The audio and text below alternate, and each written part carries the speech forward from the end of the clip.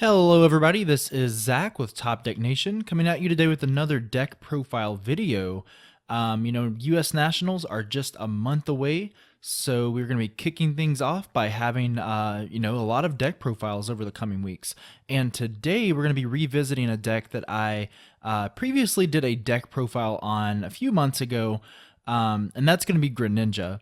So if you don't know, I did play this at the Kentucky State Championships about a month or month and a half ago, I guess. I ended up getting top 8, I think technically 5th or 6th place. But yeah, I mean, the deck is fantastic. I played it because I wanted to have something with a better prize exchange. I wanted to play something with, a bunch of non-EXs, and honestly, I just wanted to have fun. I wasn't going into the tournament expecting to do extremely well. I mean, there's these big, bulky, Pokemon EXs that just hit for like practically no energy. So it's kind of hard for evolution cards to kind of thrive in this kind of format, especially when, it takes you a few turns to actually get set up. Meanwhile, your opponent's just kind of putting pressure on you and, doing so much damage so efficiently. But, yeah, like I said, I did a deck profile on this a few months ago with Miltank, and honestly, it's kind of clunky building it that way, let's be honest. When it came out, people didn't really know how to play the deck. They just kind of, put things together. Miltank was an option. Some people actually didn't even want to play Froakie for some reason. But there's just so many different ways to play it. But I think this is a pretty ideal build here. So I just want to jump into it and talk about it for a second, guys. So if you are unfamiliar with Greninja, it's a pretty fun deck. It's a pretty cheap deck to build also. Basically, you want to focus around this Greninja break here. So all of these Greninjas have the Shuriken ability. In this case, Greninja Break has the giant water Shuriken ability. And it says that once during your turn, if this Pokemon is active, you may discard a water energy from your hand and put 6 damage counters on one of your opponent's Pokemon. So if you are familiar with the Golbats and Crobats from the Phantom Forces set, you'll be right at home here. Greninja is kind of the same strategy, although it's kind of a trade-off. I have to discard a water energy, but the trade-off is that I get to use this every turn, and 60 damage without even attacking. I mean, that's huge, right? I mean, if I can have a couple of these guys out and I just retreat to a different Greninja, I could potentially put 120 damage on a Shaman EX and knock it out without even attacking. So the great thing about Greninja is that he's got a whopping 170 HP, which is in the realm of an EX. Second of all, he's a water type, so he has synergy with like Dive Ball and Splash Energy, things like that. So Greninja is definitely a great deck here, and it's a great attacker. But there's a couple of Greninja that you play with it. The first one is the one from Breakpoint, I believe. So both of its attacks are really good. Shadow Stitching does 40 damage, and it says that it shuts off abilities during your opponent's next turn. So, if they depend on something like Bronzong's Metal Links or Zoroark stand-in or Shaman setup even, that's going to be shut off, and you can just kind of sit here and just kind of combine your giant water shurikens and your shadow stitching to pretty much two-shot anything while shutting off their abilities. So if you are familiar with things like Garbodor or Silent Lab or Hex Maniac, this is kind of like a mixture of all of those, but you get to damage your opponent. And then, of course, you have the Moonlight Slash attack for 60, which is already efficient, but it says you can return a water energy from this Pokemon to your hand, and if you do, it does 20 more damage. So 80 for 1 is awesome. If you do the math, if I can, say, get off 2 giant shurikens, that's going to be 200 damage for 1 energy, and that's crazy. And I love this Greninja because it has free retreat, and basically that means you're going to be able to set up multiple Greninja breaks and set up these awesome combos where I can do 60 with one, retreat out into another and do 60 more, and then attack for the knockout. So that is why I like this deck. It's really fun, consistent, lots of good options. And then the other Greninja, which we just play one of because he's not as good of an attacker, he has the basic Water Shuriken, which puts 30 damage somewhere. So it's good to have because it can kind of set up that knockout. So for example, if I have 2 giant shurikens, so 120 on something, a regular regular water shuriken with 30 on something, that's already 150, and I can finish it off with a either a Mist Slash or a Shadow Stitching for the knockout. So lots of options. I really like it.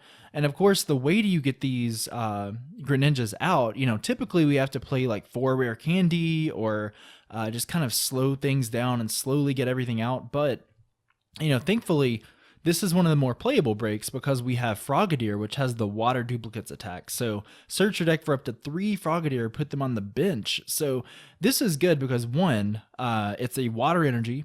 2, I can just use Wally to evolve turn 1 and get this off, hopefully. 3, I can get 3 Frogadier out and they're directly on the bench. So the next turn I can potentially get 3 Greninja. So even if this Frogadier gets knocked out, it's kind of like a sacrifice because I can get 3 more Greninja out and that's worth it. I mean, I can get another Froakie down and hopefully get that Greninja out, but 3 Greninja break is just kind of a force to be reckoned with.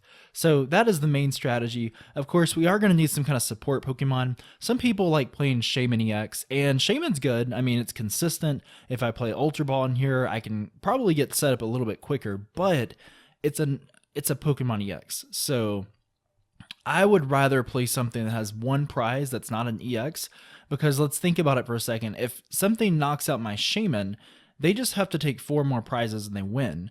If they knock out 2 of my Shamans, they just have to knock out 2 Greninjas and they win. You know, ideally, I want them to knock out 6 Greninjas, and thanks to, you know, things like Sacred Ash, I can make that happen. So that's what I want to do here.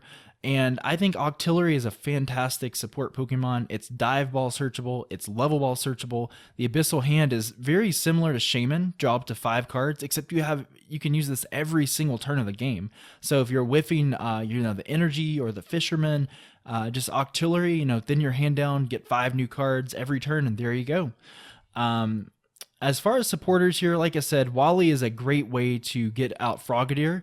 Now, you know, don't count on getting this every turn 1 of your games, but it is a nice card to have, and it's also good to just search out things like Greninja Break as well. We're playing 3 Professor Sycamore. Personally, you know, I played this at States, and I didn't really care for it. Professor Sycamore, having to discard your Greninjas, your Octilleries, things like that, it's not that great.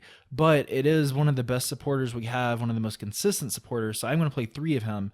And the star of the deck is probably going to be N. I'm so glad to have N back. You know, at state championships, I played Birch, I played Judge, and, you know, those did the job at the time. Other players played Ace Trainer. I wish I had played one of those, but N, in my opinion, is the best option here. So early game, you're going to shuffle everything back in, draw 6. Your opponent may take a prize or 2. That's fine. That's going to disrupt them. But you can consistently shuffle draw 6 until you have everything set up. So that's why I like about it. It's going to consistently mess up your opponent while you get set up, and I really like that. We play 1 Lysandre. That's just in case they try to do something like pull off like a Rough Seas combo. That actually happened to me at top 8. I think I would have possibly won. My opponent even kind of admitted that. I had some bad prizes. Lysandre was prize, Fisherman was prize, and I was playing against Mega Manectric. So they would basically swap between the Mega Manectrics and heal off with Rough Seas to kind of offset that math. But we can kind of get around it that way, and that's what we're going to do here. We played 2 Fishermen. Fisherman is great in here. Again, I only played 1 at state championships. I really regretted it because sometimes I would not draw into it. Other times it was prized. But putting 4 basic energy cards, or in this case, water energy, into your hand from your discard is huge because if you have several Greninjas out, you can just pull off these crazy combos and do like 200 plus damage a turn. And then lastly, we play AZ. If you notice, this list does not play Floatstone. I like Floatstone, I really do, but I think if you're trying to save space, I think AZ is a better overall utility card. I did not play, I didn't play any Floatstone or AZ or anything at state championships because I guess the psychological factor, I wanted my opponent to think I did, and I think it worked. You know, they never really Lysandered up Octillery because they probably assumed it would be a waste. But just to be on the safe side, we are going to play AZ. That's great to kind of scoop up your Octillery if you get stuck. It's great to kind of heal off your Greninjas and set off those combos where you can basically AZ 1 break, put another one down, and then retreat again to kind of get 3 of the break. So 3 of the giant shurikens off in 1 turn. So I like that. We're playing 8 Water Energy. I think that's consistent. You can probably drop down to 7, but I think 8 is pretty solid. I absolutely love Rough Seas here. I think it is the ideal stadium. I played Silent Lab at the state championships, and it really worked. You know, it shut off my opponent's. I think in Giratina Reshiram was one of the decks I played against that shut off, Reshiram's Turbo Blaze and Hydreigon's, I think it's Dragon Road with a free retreat. So, I mean, it has its merits for sure, but I think since we're already using Shadow Stitching on Greninja, I think Rough Seas is better. It offsets the math. I can kind of switch between the breaks, and if my opponent's only doing like 90 to 100 damage, suddenly it's going to take them like 3 turns to knock out one Greninja break. So I think that's good. As far as our items go, pretty straightforward. Trainers Mail, play 3 of those just to kind of hopefully get a nice consistent start, get the Wally or Level Ball or whatever. If I had a 61st card, which you can definitely tweak this list to your liking, I would do a 4th Trainers Mail.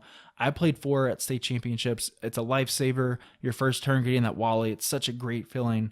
4 verse Seeker, standard of course, just to kind of get your supporters back. Town Map really just kind of wins games here, guys. I can't tell you how many times I would prize something like Octillery or whatever, and being able to Town Map and take a prize, especially when you can just kind of giant shuriken before you even attack. Really, really good. Startling Megaphone, I play this in every deck. There's so many cards, so many decks that are just reliant on tools between like Fighting Fury Belt, which would kind of offset your math and prevent knockouts from your Greninjas. Float stones, etc. You really need this. Sacred Ash is great to get those Greninjas and Octilleries back if you have to discard them. Play 1 Rare Candy, on the fence about it. State championships, I never really played this card, but I think it's good as an insurance card. I think it's good within now, so I don't have to discard it early. My ball count is going to be 4 Dive Ball, just because everything is searchable through Dive Ball, and then Level Ball because, if we look here, 12 out of my 19 Pokemon, so a good, 2/3 are searchable by Level Ball. So I think it's really important to get set up as soon as possible. And then lastly, we play 2 Battle Compressor. You don't have to play this, I guess, but we play a lot of one-of supporters and a lot of supporters that we just want to get in the discard early on. It's going to help you get that turn 1 Wally. So I like it a lot. I think it kind of thins your deck out and gets you what you need pretty quickly. So I like it. I will have a video up in the next couple of days where I have the deck in action on PTCGO. So if you want to check it out, kind of see what my mindset is, I can kind of walk you through the deck. That'll be up in the next couple of days, guys.